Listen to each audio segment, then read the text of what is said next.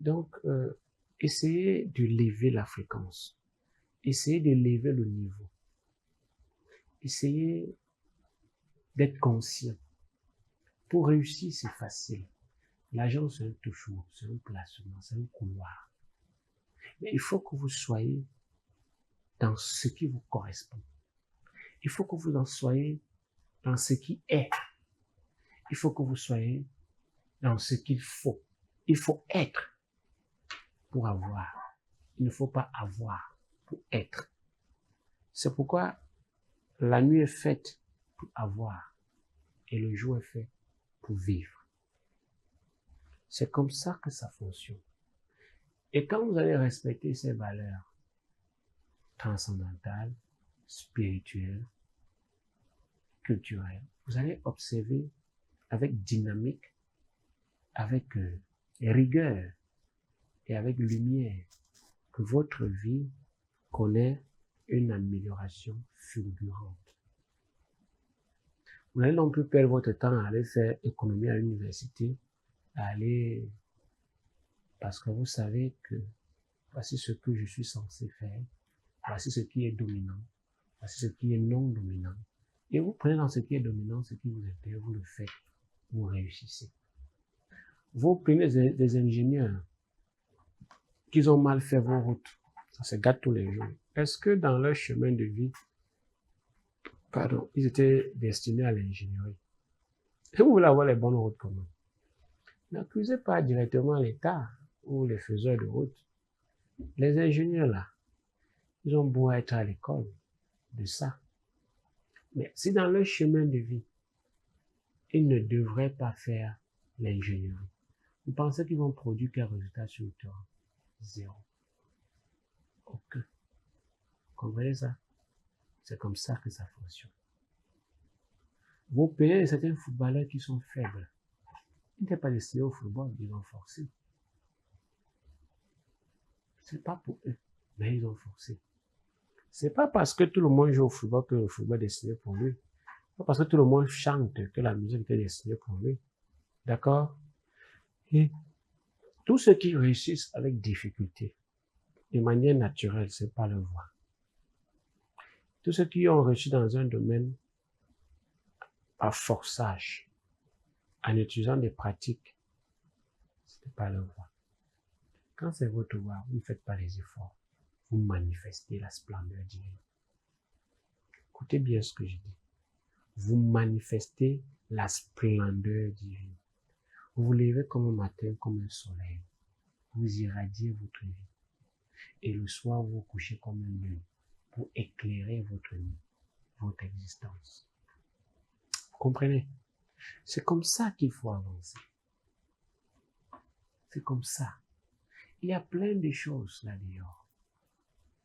Plein de choses. Vous voulez être hôtesse de l'air. Vous voulez être, je sais pas, serveuse dans les hôtels. C'est ça votre vie? Est-ce que c'est inscrit dans votre arbre généalogique? Dans votre chemin de vie? Pas du tout. Il faut calculer. Il faut venir voir un numérologue comme moi. D'accord? Ce qui permet en fait de vous situer. Avec votre date de naissance, je fais ce calcul et je vous dis. Prenons le 9 janvier 2026. Il est 13 heures. Un enfant qui naît à 13h10, le 9 janvier 2026. 13 heures. Le soleil est à son maximum et s'éloigne progressivement de son zénith. 9 janvier, selon le calendrier grégorien, tu as 9 plus 1, ça te fait 10. 2026, c'est 1. Ça fait 10 plus 1, 11. 11, ça fait 1 plus 1, 2. L'enfant a le chiffre 2. Aujourd'hui, c'est vendredi. Vénus, planète de la famille, de la vie, de l'amour. Il a le chiffre 2. Vendredi, c'est le 6e jour de la semaine. 2, c'est élément eau. 6, c'est élément air. l'eau et l'air sont en contradiction. Il n'est déjà pas en phase avec le jour qu'il est né, avec le code de la lune. Nous sommes en lune décroissante. Il est le chiffre 2. 2, c'est élément eau. Maintenant, pour encore accumuler et charger sa vie, vous prenez un des noms de vos ancêtres, vous lui donnez.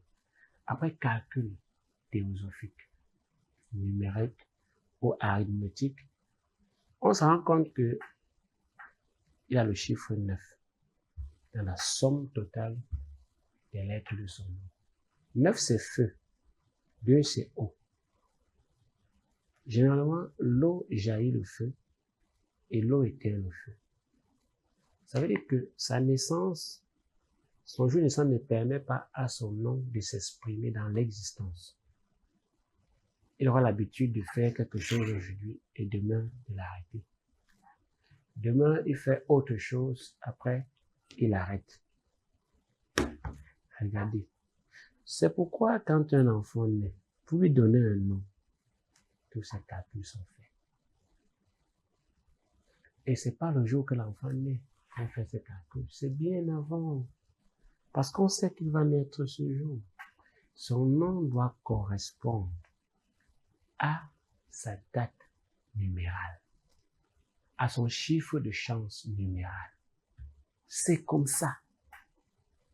Son nom doit correspondre à son horloge temporelle. Oui. Mais vous ne maîtrisez pas cette science. Vous ne voulez pas vous rapprocher des bonbons comme nous. Vous ne voulez pas venir voir les bonbons. Tu ne veux pas. Tu ne veux pas apprendre. Tu te laisses. C'est pas comme ça que ça fonctionne.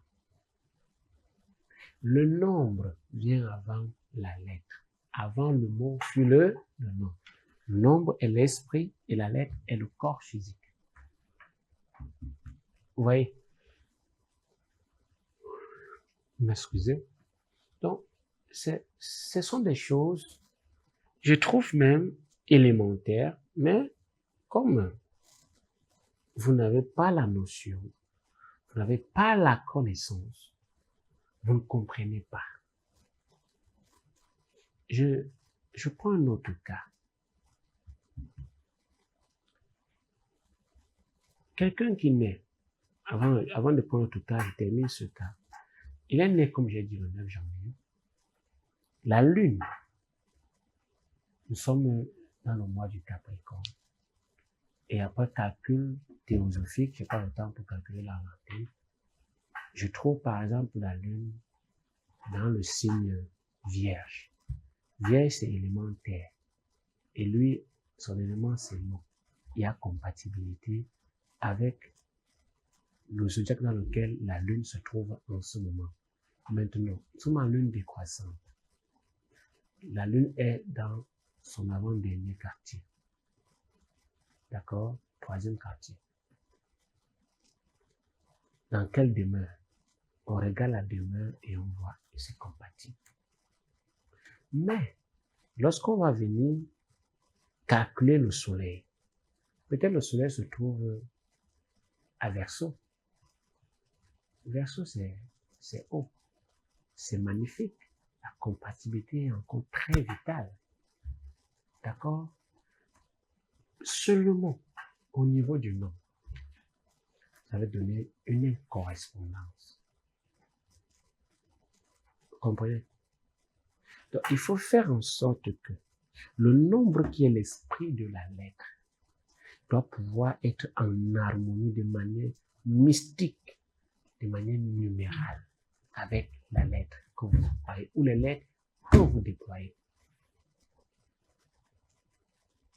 C'est pourquoi dans la tradition, quand on a constaté qu'on a donné un nom qui ne correspondait pas à l'enfant, on change le nom tout en procédant à un rite initiatique, à un rite spirituel de nom, où il faut appeler cet ancêtre-là, si c'en est un, et lui demander de l'apaiser et permettre qu'il libère pour faire cohabiter quelqu'un d'autre, pour faire habiter quelqu'un d'autre.